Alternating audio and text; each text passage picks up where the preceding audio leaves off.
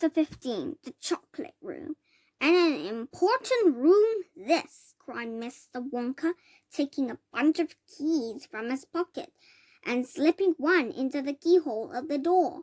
This is the nerve center of the whole factory, the heart of the whole business, and so beautiful. I insist upon my rooms being beautiful. I can't abide ugliness in factories. In we go then. But do be careful, my dear children. Don't lose your heads. Don't get overexcited. Keep very calm.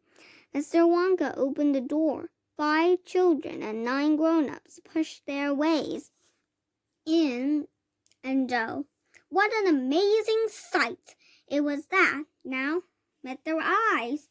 They were looking down upon a lovely valley, and along the bottom of it there flowed a great brown river. What is more, there was a tremendous waterfall halfway along the river, a steep cliff over which the water curled and rolled in a solid sheet and then went crashing down into a boiling, churning whirlpool of froth and spray below the waterfall. And this was the most astonishing sight of all. A whole mass of enormous glass pipes were dangling down into the river from somewhere high up in the ceiling. They really were enormous, those pipes. There must have been a dozen of them at least. They were sucking up the brownish muddy water from the river and carrying it away to goodness knows where.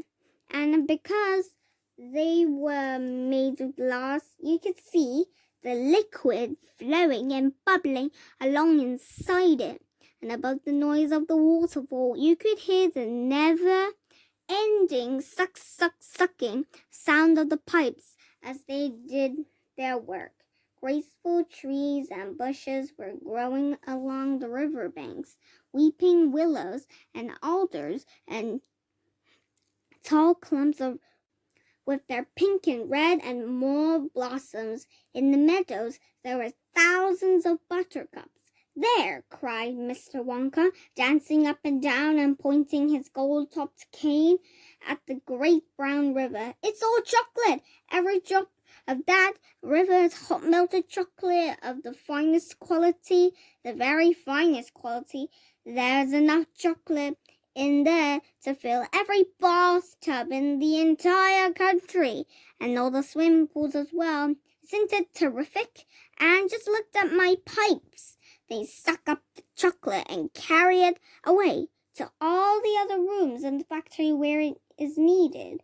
Thousands of gallons an hour, my dear children. Thousands of gallons an hour, my dear children. Thousands and thousands of gallons.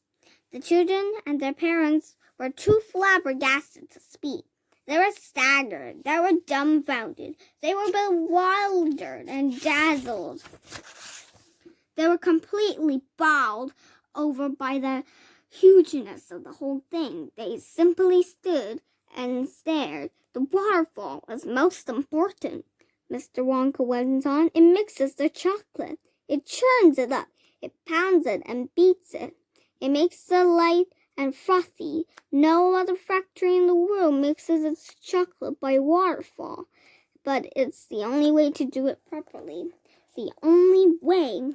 And do you like my trees? He cried, pointing with his stick.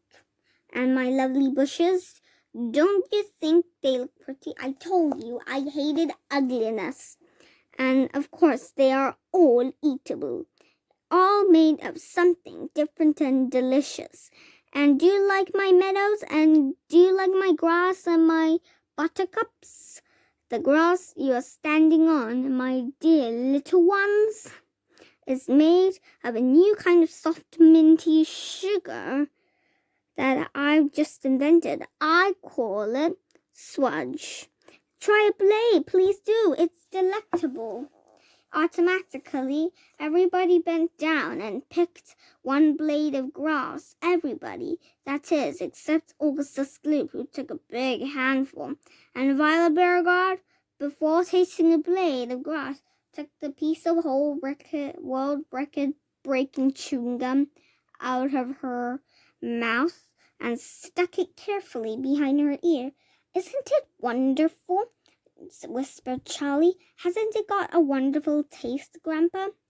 "I could eat the whole field," said Grandpa Joe, grinning with delight. "I could go all around on all fours like a cow and eat every blade of grass in the field." "Try a buttercup," cried Mr. Wonka. "They're even nicer." Suddenly, the air was filled with screams of excitement. The screams came from Veruca Salt. She was pointing frantically to the other side of the river. Look over there," she screamed. "What is it?" "He's moving. He's walking. It's a little person. It's a little man. Down there below the waterfall." Everybody stopped picking buttercups and stared across the river. "She's right, Grandpa," cried Charlie. It is a little man. "Can you see him?" "I see him, Charlie," said Grandpa Joe excitedly. And now everybody started shouting at once. "There's 2 of them!" "My God, so there is. There's more than 2. There's 1, 2, 3, 4, 5. You see? 5 things. What are they doing? Where do they come from? Who are they?" Children and parents alike rushed down to the edge of the river to get a closer look. "Aren't they fantastic? No higher than my knee. Look at their funny long hair. The tiny men, that were no larger than medium-sized dolls, had stopped what they were doing, and now they were staring back across the river at the visitors. One of them pointed towards the children, and then he whispered something to the other 4. And all 5 of them burst into peals of laughter. "But they can't be real people," Charlie said. "Of course they're real people," Mr. Wonka answered. "They're Oompa Loompas."